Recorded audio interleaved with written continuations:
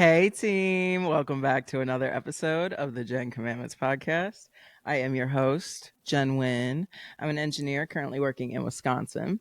I grew up in the Chicagoland area and I went to college in Michigan. If you can see me right now, I look like somebody's dad. um, that's just the vibe I was feeling today. I've been really in my I hate to make it gendered. I've been real confrontational the last I don't know, week or so. So that's what I'm feeling. I'm feeling my not today Satan hat, trucker hat. I feel like yeah. Who? It's been a it's been quite a couple weeks. I don't know, man. I've just been trying to figure it the fuck out, bro.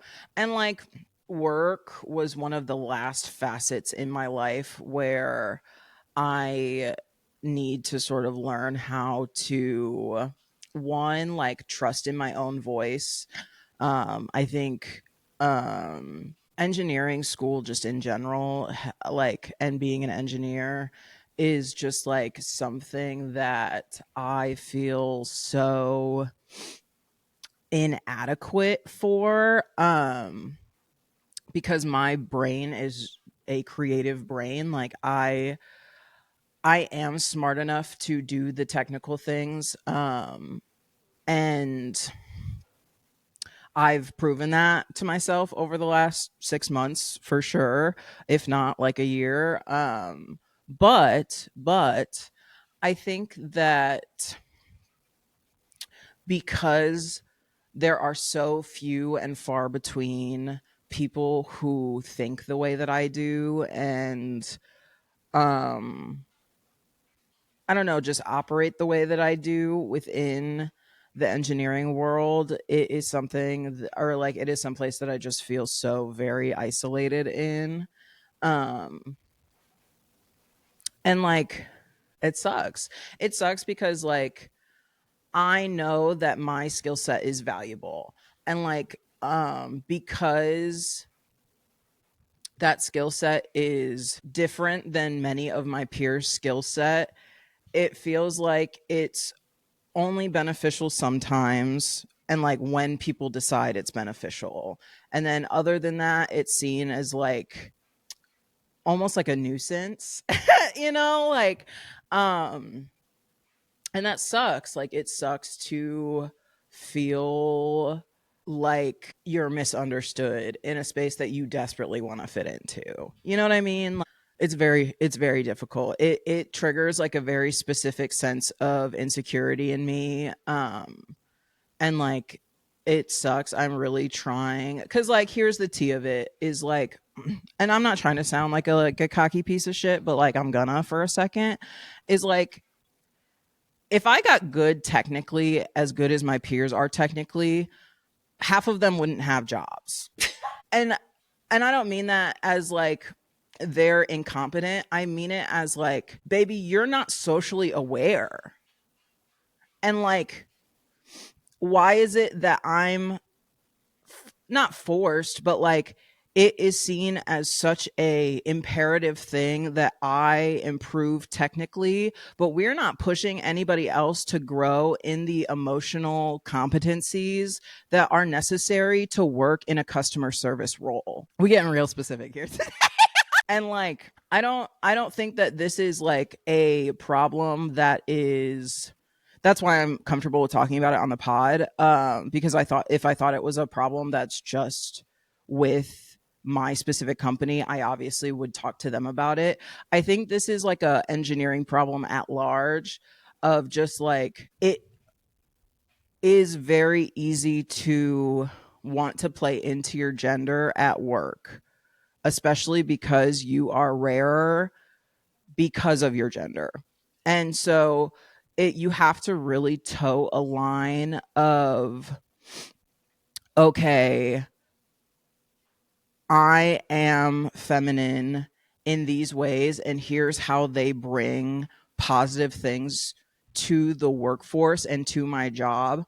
But once you start weaponizing the things that I'm good at against me, I'm going to start to feel cornered. Do you know what I mean? Because, like, stop it, you know? And once I feel cornered, like, unfortunately, my trigger, one of like my biggest triggers is feeling cornered.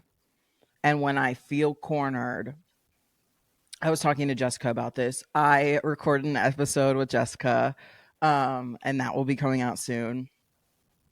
Um, I'm so excited for that. Ugh, love her so bad.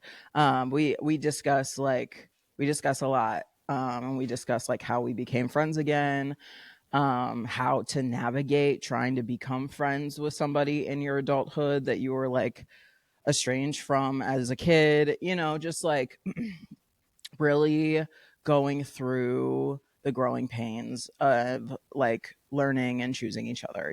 Anyway, I was telling her about how, like, unfortunately, I have been arguing with grown men since I was 6 years old.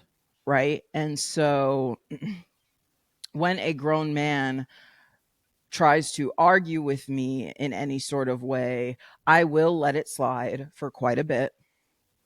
I won't let it slide for like quite a bit, but I'll let it slide a time or two. I might be a little sassy back, but like I'll let it slide. Maybe you're having a bad day, bro. Even men are allowed to have bad days sometimes, right? And but after a certain point, I have 21 years of experience arguing with men, and I'm 27. Okay? That shit is embedded in my DNA at this point. And so you might hear it.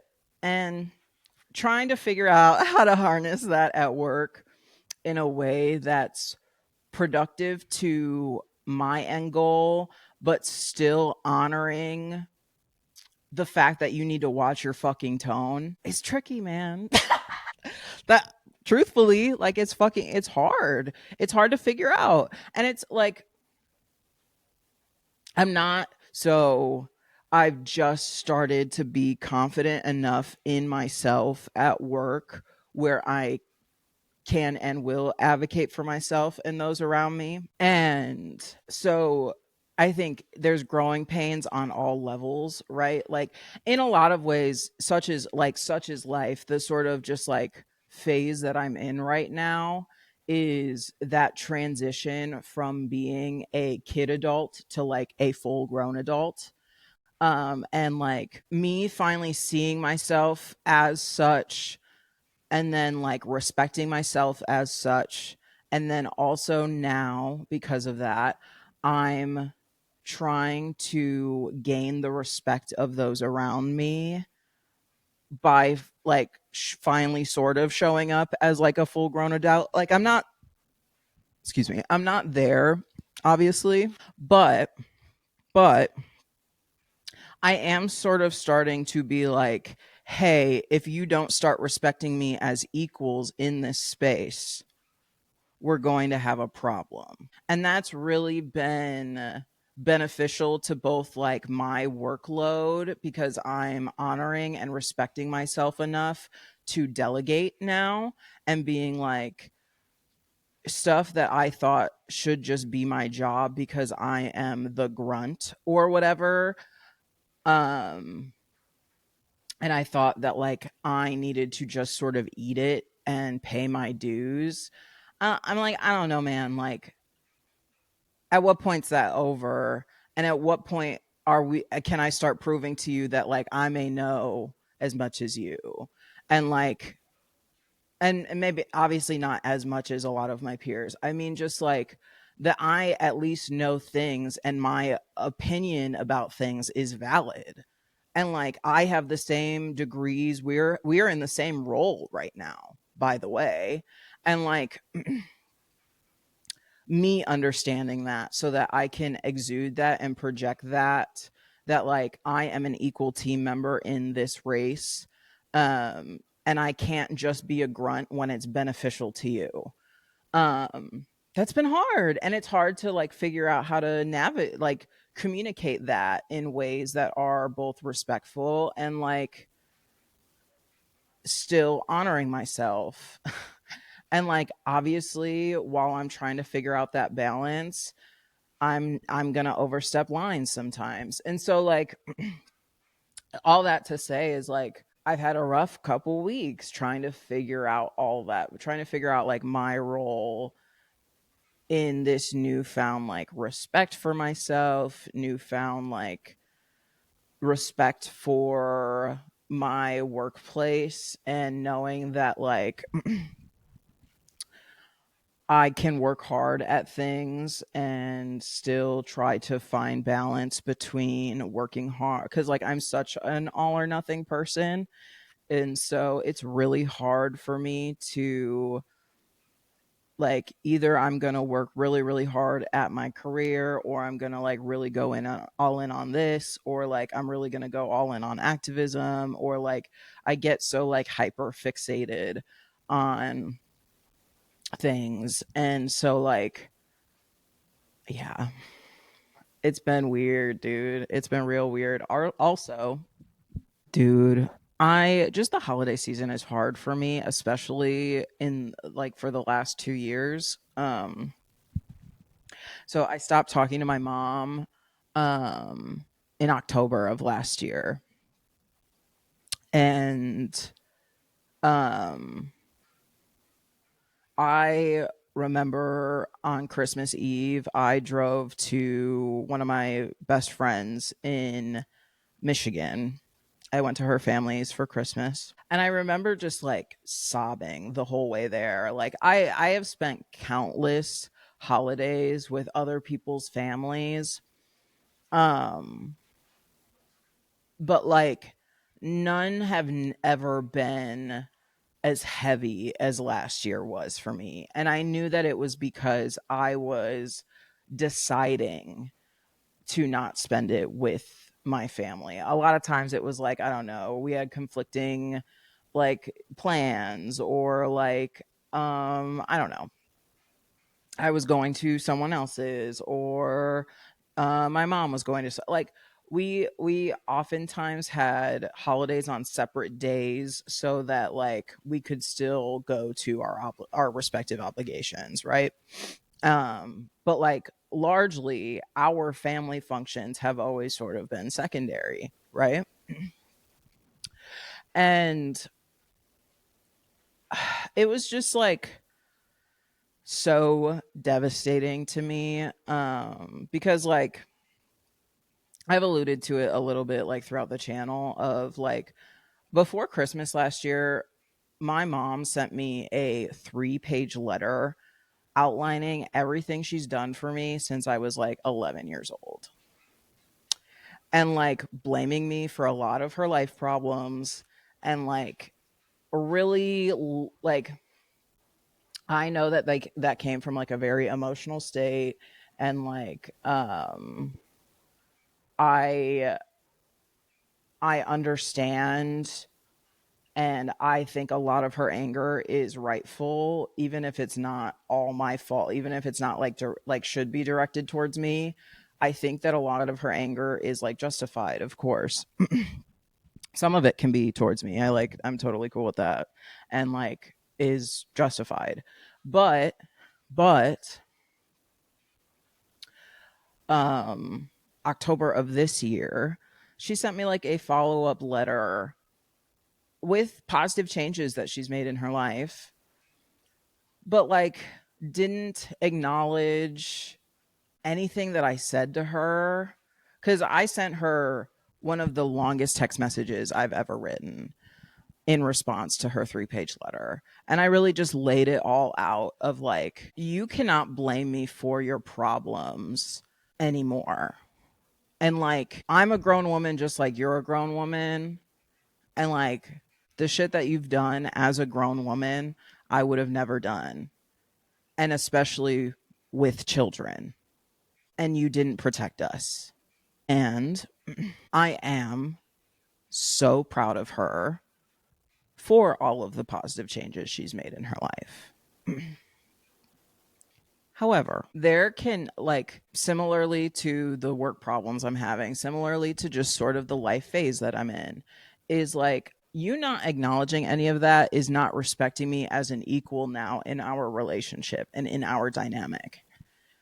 And I refuse to have a relationship with another adult person that doesn't have a equal, like, we are peers dynamic. Sure, I can have mentors. Sure, my mom can even work up to being a mentor again, maybe. But as of right now, I'm not looking for mentors.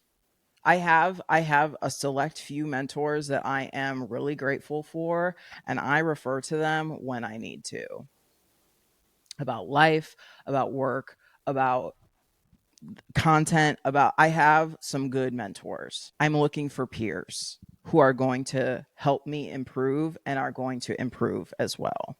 So as much as I would love to say that I could, like, forget everything that happened over the last 2 years and throughout my whole life, in this phase of my life where I am really honoring myself and honoring my lived experiences, I just don't see where I could fit that in while still honoring myself and still, like, no, you need to acknowledge something, anything other than saying, I'm sorry, that's how you feel.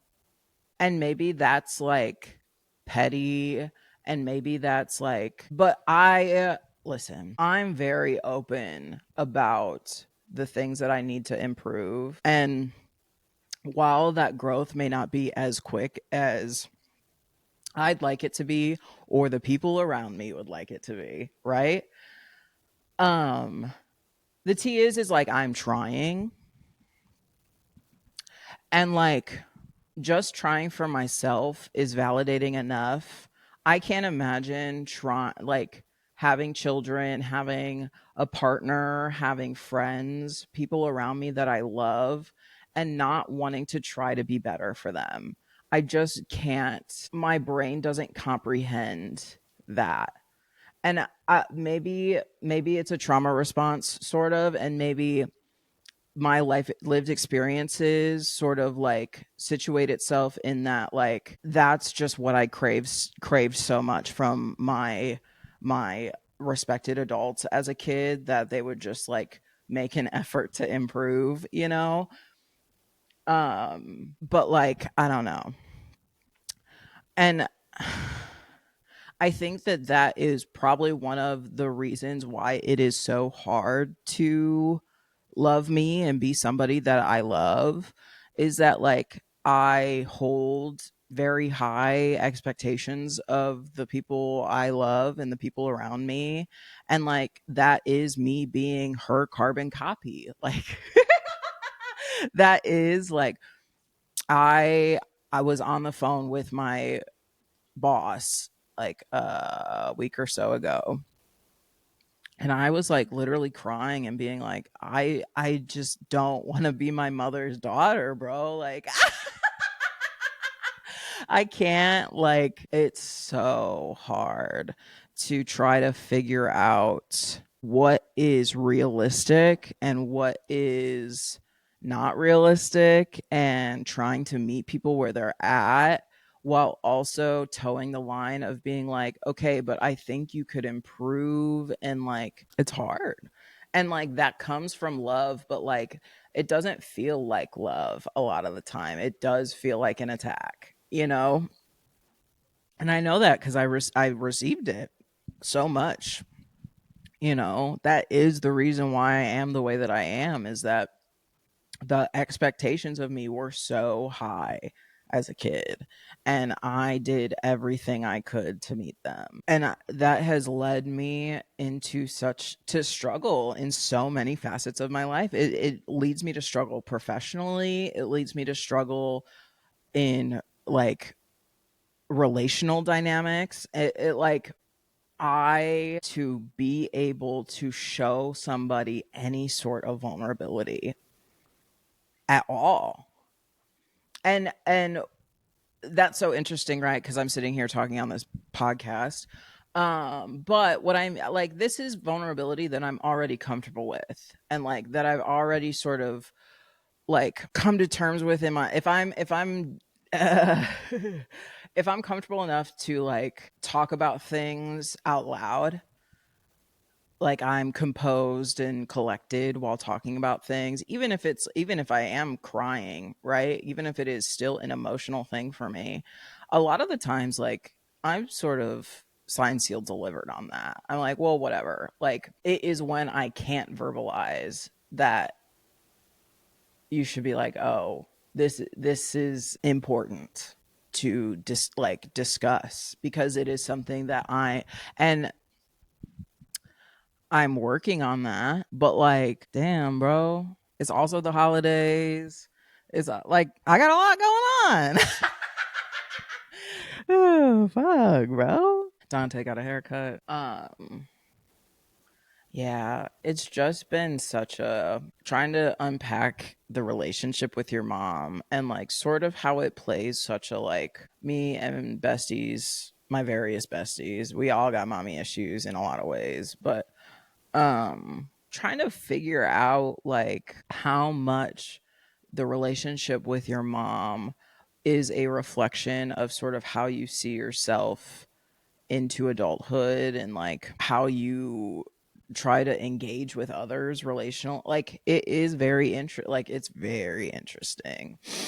um and yeah, so like I've been having a rough couple weeks, and so I texted Jess, and I was like, hey, like, can we hang out, because I need to be around somebody that loves me, and like truly being around somebody who not only loves me but like that I trust, which is such like a complicated thing for me. It is so hard for me to trust someone, and like enough that their presence is calming to me, because like a lot of people I love are not grounding to me.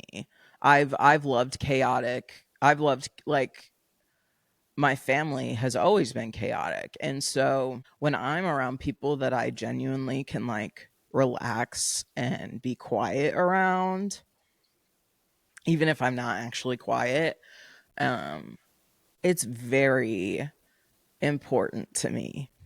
So I got up early. I like cleaned my depression apartment a little bit.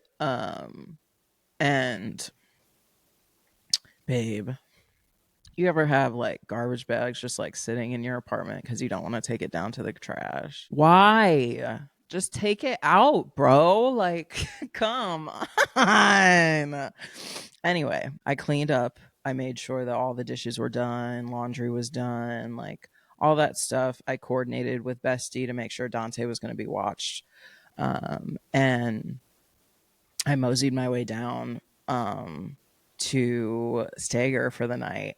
And Jess is like single handedly like repairing my relationship to Stager. And I like out of everything that happened, like as a result of me doing activism against School District 206, um, I think the best thing that came out of it was me being friends with her again. I think a lot of why I've grown so much over the last 2 years um, is a result of having someone in my corner who truly knows me, who I know has seen me act sort of out of pocket, sort of foul, and like to someone that she loves, and still like loves me and understands me and like sees the best in me.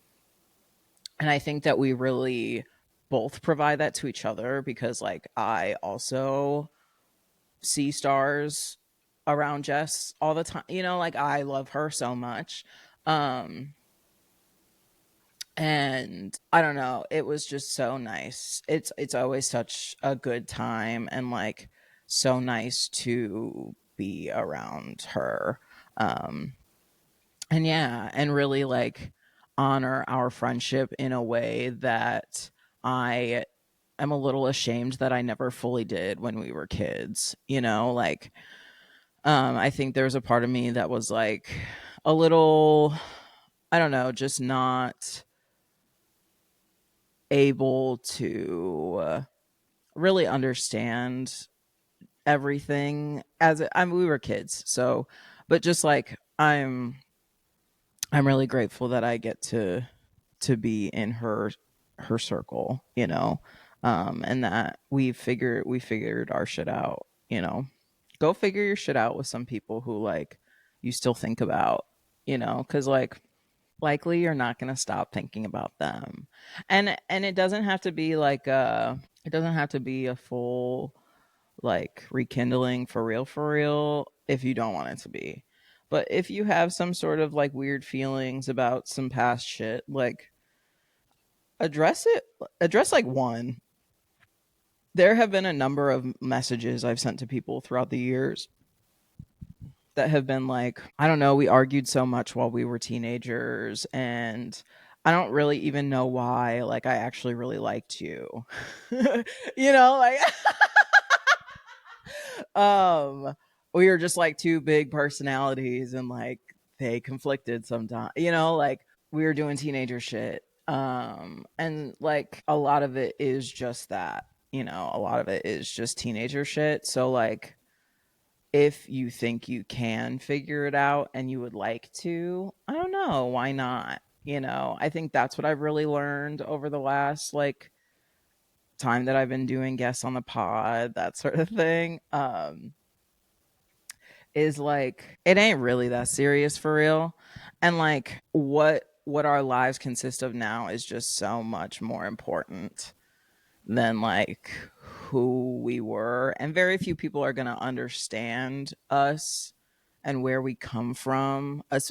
And like you'll know that if you've ever ventured out of the area that we grew up in, like we are so unique, we grew up in such unique circumstances.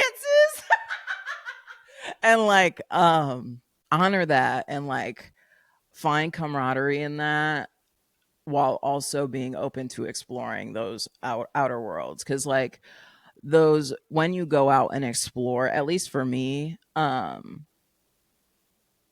but it took me, I haven't lived at home since I was 18, so it took me almost 10 full years to really come to appreciate where we come from and home and that sort of thing, and like the attachment that I have to it. I don't know, it's been really fun. It took me venturing out for me to really understand how much I appreciate home. And I don't know if I'll ever live like home for real again, but like I think I'll live home adjacent. You know, like I'll live in the Chicagoland area for sure. And that's really what I think the next steps are for me. We've talked about it a little bit on various episodes, but I think that 2026 is going to bring me home. And that's really interesting. That's like an arc for myself that I never would have guessed if you would have asked the angry teenager that I was.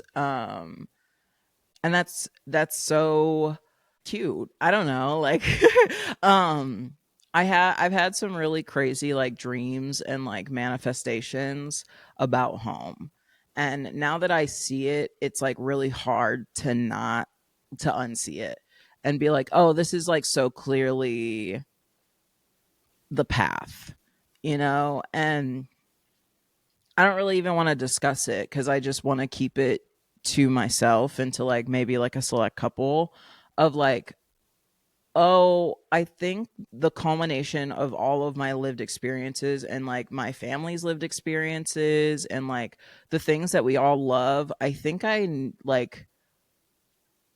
this is all we can all bring that together and be a pillar and support of the community within that, you know?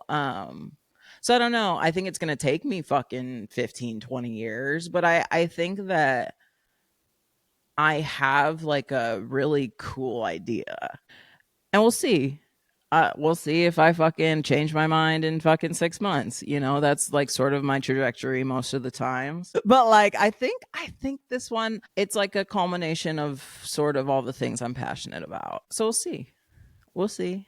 I don't know. I'm ready to be home adjacent. I don't know if I could ever be like I said, going to the Jewel Osco for real. I don't know if I could ever be doing that. um, but like maybe I could try. I don't know. Like, damn, damn. Ugh, I feel like an old man today. I worked with a guy who dressed like this every single day when I was out in Oregon, and I miss him dearly. He was my safe space in that fucking hellscape, bro. Oh my god, y'all. Since it's the holidays, I'll give you a fucking Christmas treat. I don't know if I can talk about. I like technically still whatever. When I was out in Oregon, um, my the manufacturing facility that I worked in had a running bet about who was going to sleep with me first. And I dated somebody from that facility unknowingly because I thought that this person was genuine. And like I think that he was. Maybe I'm fucking crazy. Um but he was aware of the bet and he wasn't the one that told me about it. I heard that from somebody else. And that's just like there was a laundry list of events that happened and I outlined them perfectly. And like, yeah, bro.